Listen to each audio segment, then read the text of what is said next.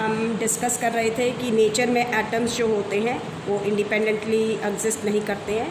तो combined form में 2 forms में एग्जिस्ट करते हैं। एक होती है मॉलिक्यूल्स जो हम डिस्कस कर चुके हैं, और दूसरी फॉर्म थी आयंस। आज हम डिस्कस करेंगे आयंस को, ठीक है। तो आयंस क्या होते हैं? कोई भी चार्ज्ड स्पीशीज जो है, any charged species is known as ions. हम उन्हें क्या कहते हैं? आयंस कहते हैं। आगे बात समझ में? एनी चार्ज स्पीशी जो है वो क्या है? आपकी आयंस कहलाती है।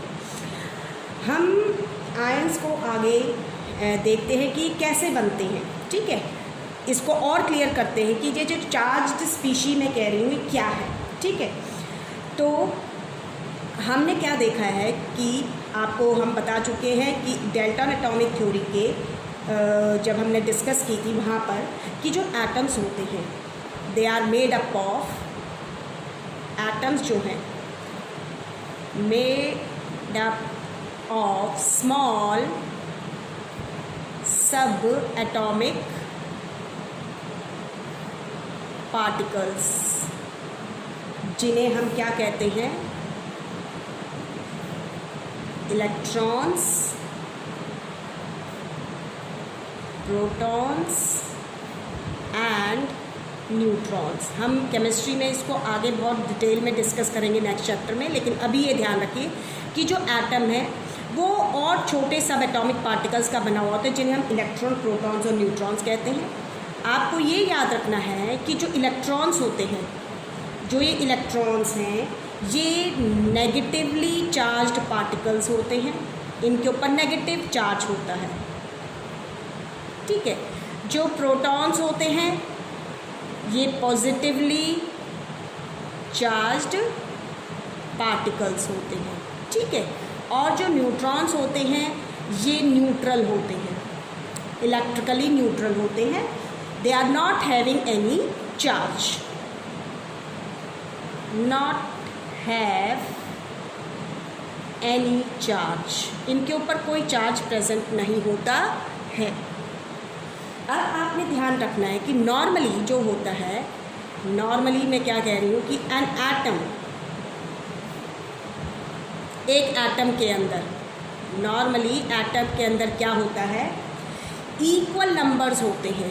The atom have equal numbers of protons and neutrons, protons and electrons.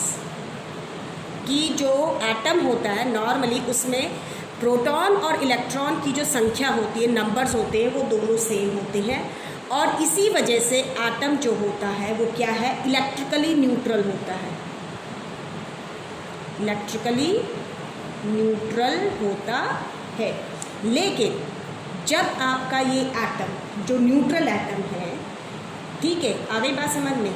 When an atom, जो न्यूट्रल एटम है आपका, लूजेस इलेक्ट्रॉन, जब ये इलेक्ट्रॉन को लूज करता है, ठीक है, इट गेट्स पॉजिटिव चार्ज, ठीक है। जब ये इलेक्ट्रिकल एटम इलेक्ट्रॉन लूज कर देता है, 1 करे, 2 करे, 3 करे, जितने भी वो लूज करेगा, ठीक है, इट गेट पॉजिटिव चार्ज, उसके ऊपर क्या आता है? पॉजिटिव चार्ज आता है, ठीक है।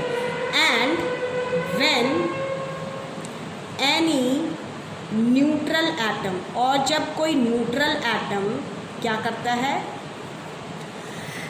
इलेक्ट्रॉन्स को गेन करता है। आगे बात समझ में? when any neutral atom gains electron, और जब इलेक्ट्रॉन को गेन करता है तो उसके ऊपर नेगेटिव चार्ज आता है, इट गेट्स नेगेटिव चार्ज। उसे हम आगे बात समझ, यानी वो इलेक्ट्रॉन लेगा कोई एटम तो उसके ऊपर नेगेटिव चार्ज आ जाएगा। आपको ये ध्यान रखना है। बाकी पूरा और डिटेल में कि भाई वो इलेक्ट्रॉन क्यों लूज़ कर रहा है, कितने कर रहा है, ये हम अगले नेक्स्ट चैप्टर में केमिस्ट्री के में पढ़ेंगे। तो अब हम क्या कह सकते हैं कि आयंस क्या होते हैं? हम ये कह सकते हैं एन एटम और अ group of atoms carrying charge is known as ion। ठीक है, या हम क्या कह सकते हैं, हम इसको ऐसे भी कह सकते हैं, the charged species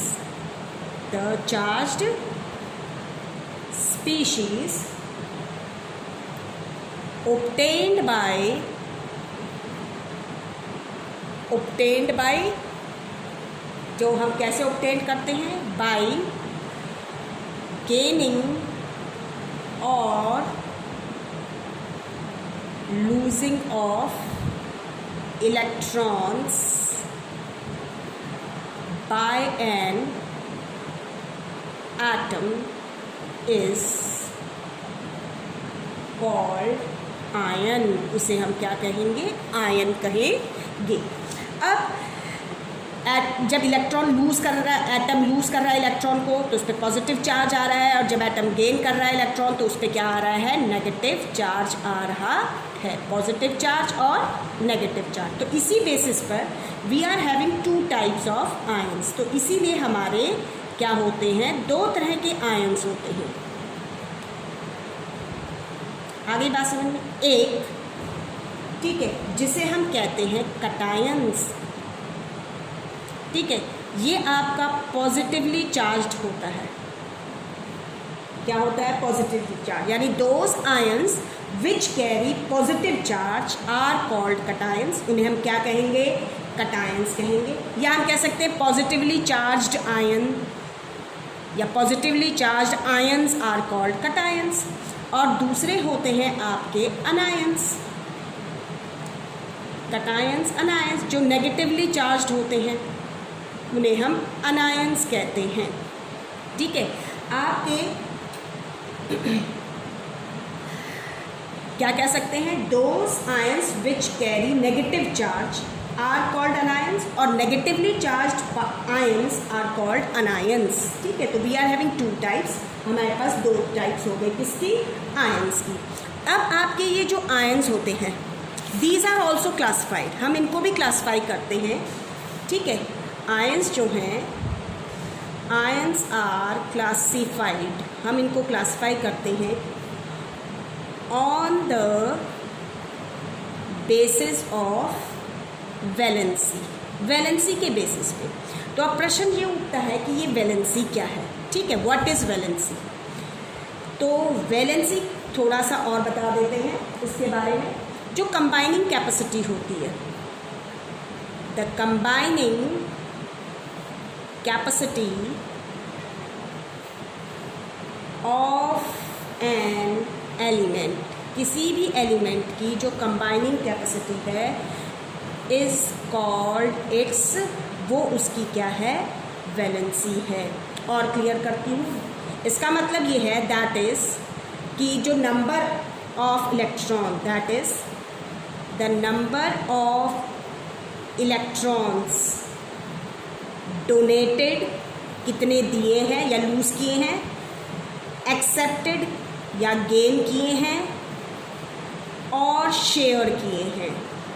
ठीक है, शेयर ड्यूरिंग केमिकल कॉम्बिनेशन। जब हमने पढ़ा है कि एटम्स कंबाइन करते हैं, जब कंपाउंड्स बना रहे हैं या ग्रुप ऑफ एटम्स जुड़ रहे हैं, तो ये एटम्स की क्या कैपेसिटी, भी कैसे जुड़ेंगे, 2 एटम्स जुड़ेंगे, 3 एटम्स जुड़ेंगे, तो ये आपका बेटा निर्भर करता है इस वैलेंसी के ऊपर। तो जो कंबाइनिंग कैपेसिटी है किसी भी एलिमेंट की, उसकी वैलेंसी है। और ये कैसे निर्भर करती है कि कोई भी एटम कितने इलेक्ट्रॉन्स या तो डोनेट कर रहा है, या एक्सेप्ट करेगा, या शेयर करेगा केमिकल कॉम्बिनेशन के दौरान, वो उसकी क्या है, वैलेंसी है। ठीक है, ये इलेक्ट्रॉन्स लूज़ कितने करता है, डोनेट कितने करता है, जब हम ये नेक्स्ट चैप्टर में जब एटम का स्ट्रक्चर पढ़ेंगे तो वहाँ पर आपको रूल्स बताएंगे। ठीक है, तो यहाँ पर अभी समझिए इसको ऐसे कि कितने इलेक्ट्रॉन्स दिए गए, कितने इलेक्ट्रॉन्स लिए गए, या कितने इलेक्ट्रॉन्स 2 एटम आपस में बराबर बराबर शेयर कर रहे हैं। ठीक है, तो वैलेंसी जो है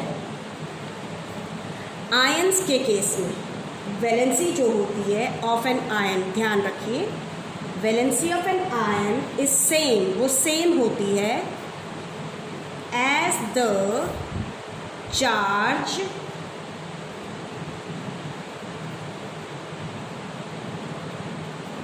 charge carried by that ion. अब आयन के ऊपर जितना चार्ज प्रेजेंट होता है, ठीक है, वही आयन की क्या होती है, वैलेंसी होती है। तो valency of an ion is same as the charge carried by that ion. तो उसी बेसिस पे अब हम देखते हैं कि हमारे पास सबसे पहले जो आयन्स होते हैं वो मोनोवैलेंट आयन्स भी होते हैं। मोनोवैलेंट आयन्स यानी कि मोनो मीन्स होता है वन, मोनो पढ़ते ना मोनोमियल, तो मोनो मीन्स वन। तो ये आपके वो आयन्स होते हैं हैविंग चार्ज वन, जिनके ऊपर चार्ज कितना होएगा, वन होएगा। अगर वन प्लस है, अगर चार्ज वन प्लस है तो पॉजिटिव चार्ज है, तो हम क्या कहेंगे इसको, मोनोवैलेंट कटायन, क्योंकि हम पॉजिटिव चार्ज आयन्स को कटायन कहते हैं।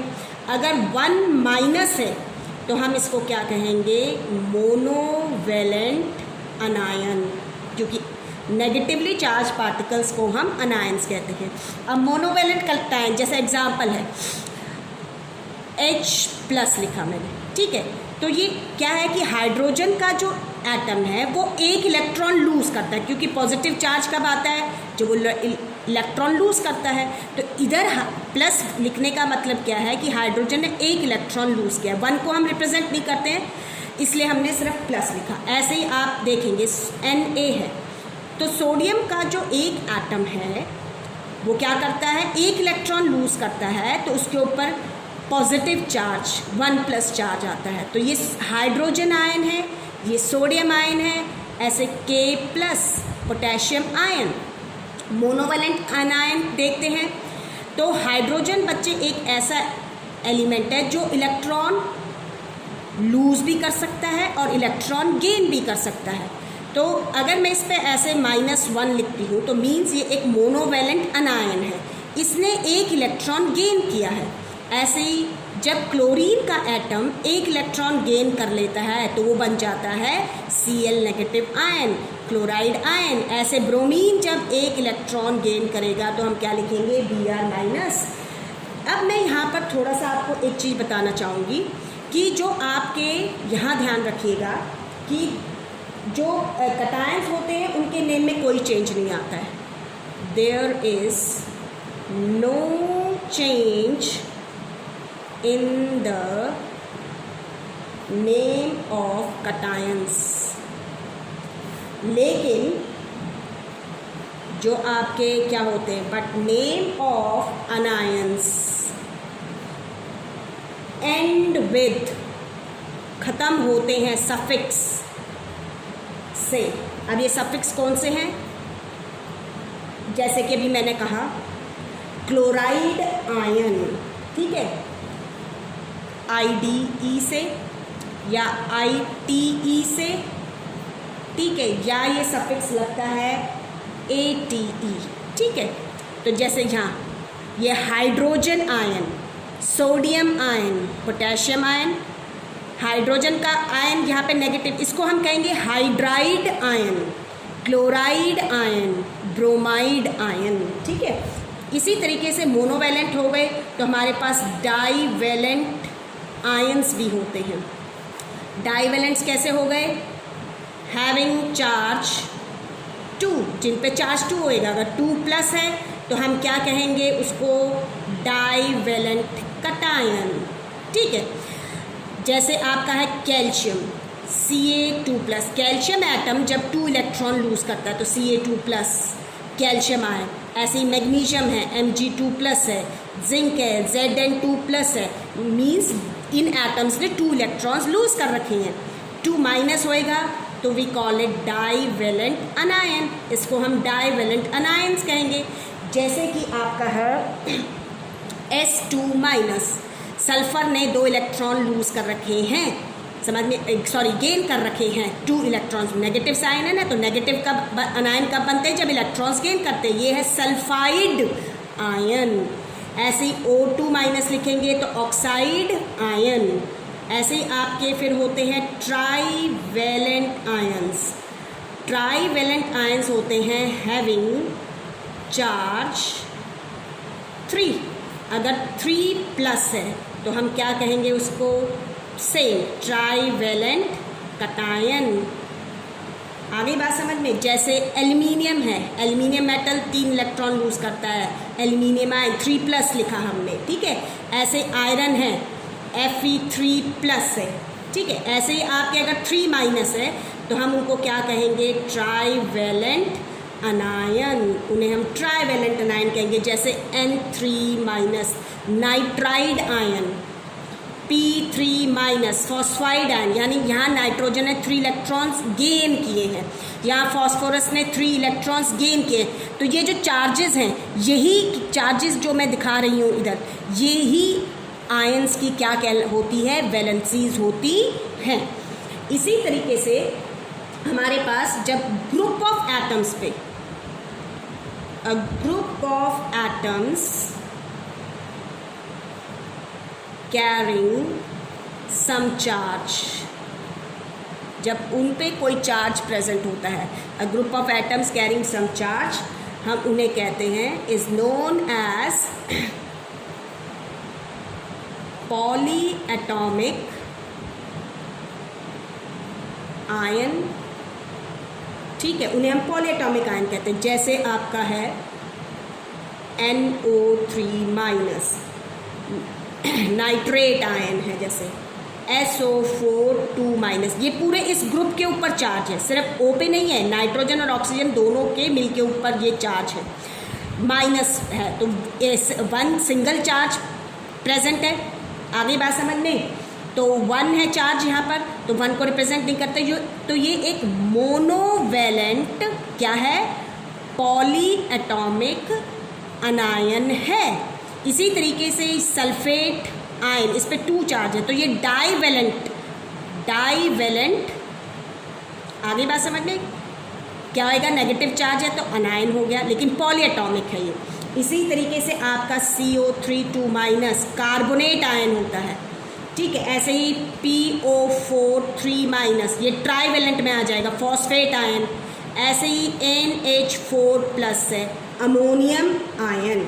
अब लेकिन ये ध्यान रखिएगा, जब आपकी बुक में ये आयंस गिवन है, यहाँ पर आपकी बुक में देखेंगे तो यहाँ पर ये आपकी टेबल्स में, तो you have to go with these, आपको यहाँ से ये मिल जाएंगे। तो यहाँ देखिए ये आपके मोनोवैलेंट भी हैं, डाईवैलेंट भी दे रखे हैं, ट्राईवैलेंट भी हैं, कटायंस भी हैं, अनायंस भी हैं और पॉलीएटॉमिक आयंस भी हैं यहाँ पर, ठीक है। आ गई बात समझ में। अब हम पॉलीएटॉमिक आयंस में बात बता रही थी मैं कि आप ध्यान रखिएगा, जब आप पॉलीएटॉमिक आयंस को देखेंगे तो आपके पास सिर्फ एक ऐसा पॉलीएटॉमिक आयन है, ठीक है, जो कि पॉजिटिवली चार्ज्ड है, अदरवाइज आपके के सारे नेगेटिवली चार्ज्ड हैं। तो सिर्फ आपके पास एक पॉलीएटॉमिक कटायन है, ओनली 1 पॉलीएटॉमिक कटायन है, जिसे हम क्या कहते हैं, इसका नाम क्या है, अमोनियम आयन। ये आपका अमोनियम आयन है NH4+। इसी तरीके से आपको ये भी ध्यान रखना है कि हमारे पास कुछ एलिमेंट्स होते हैं ऐसे, सम एलिमेंट्स, यानी कुछ एलिमेंट्स के एटम ऐसे होते हैं, they have more than 1 valency, इनके पास एक से ज़्यादा वैलेंसी होती है। जैसे कॉपर है और इनकी वैलेंसीज रोमन नंबर में आपको ब्रैकेट में इनके सामने लिखी मिलेंगी। जैसे मैंने ये लिखा कॉपर 1, यानी यहाँ पर कॉपर जो है वो 1 इलेक्ट्रॉन लूज करेगा, Cu+, ठीक है। ऐसे ही कॉपर की अगर लिखा हुआ है कॉपर 2, ठीक है, तो यानी यहाँ पर ये 2 इलेक्ट्रॉन्स लूज कर रहा है। और जो आपकी लोवेस्ट वैलेंसी होती है, ध्यान रखिए, उसमें जो सफिक्स लगता है लोवेस्ट वैलेंसी के लिए, जो सफिक्स यूज़ होता है, जो लोवेस्ट वैलेंसी है उसके लिए जो सफिक्स यूज़ होता है वो होता है OUS, और जो हाईएस्ट वैलेंसी होती है, ध्यान रखिएगा, उसके लिए जो सफिक्स यूज होता है दैट इज इक। आ गई बात समझ में? जैसे इसको कहेंगे क्यूप्रस आयन, इसको कहेंगे क्यूप्रिक आयन, ठीक है। ऐसे ही आयरन का केस देखिए, आयरन जो होता है इसकी दो वैलेंसीज होती हैं, एक आयरन की दो वैलेंसीज होती हैं, Fe यानी 2 रोमन नंबर में लिखा हुआ है तो यहाँ पर 2 इलेक्ट्रॉन लूज कर रहा है, और आयरन के पास ऐसे ही 3 रोमन नंबर लिखा हुआ है तो 3 इलेक्ट्रॉन्स लूज करेगा, तो Fe3+ है। तो हम इसको क्या कहेंगे? फेरस आयन, और ये कहलाएगा फेरिक आयन। तो ऐसे आपके बहुत सारे एलिमेंट्स हैं, जैसे मरकरी है, लेड है, तो आप धीरे धीरे जैसे जैसे पढ़ते जाएंगे तो आपको इन वैलेंसीज के बारे में पता चलता रहेगा। तो this is all about ions and valencies. Go with this. आप इसके टेबल, आपकी बुक में टेबल बना भी हुआ है, वहाँ जाके देखिएगा। तो ये आपको एक बार में लर्न नहीं होंगे, धीरे धीरे रोजाना देखेंगे तो यू विल रिमेंबर देम, आपको ये धीरे धीरे याद हो जाएंगे। आगे बात समझ में, बिकॉज क्योंकि जो नेक्स्ट टॉपिक है आपका केमिकल फार्मूला, आ गई बात समझ में, उसके लिए you have to remember these. आपको ये आयन वाला स्टफ जो है, फॉर्मूलेज वगैरह, ये आपको याद रखने पड़े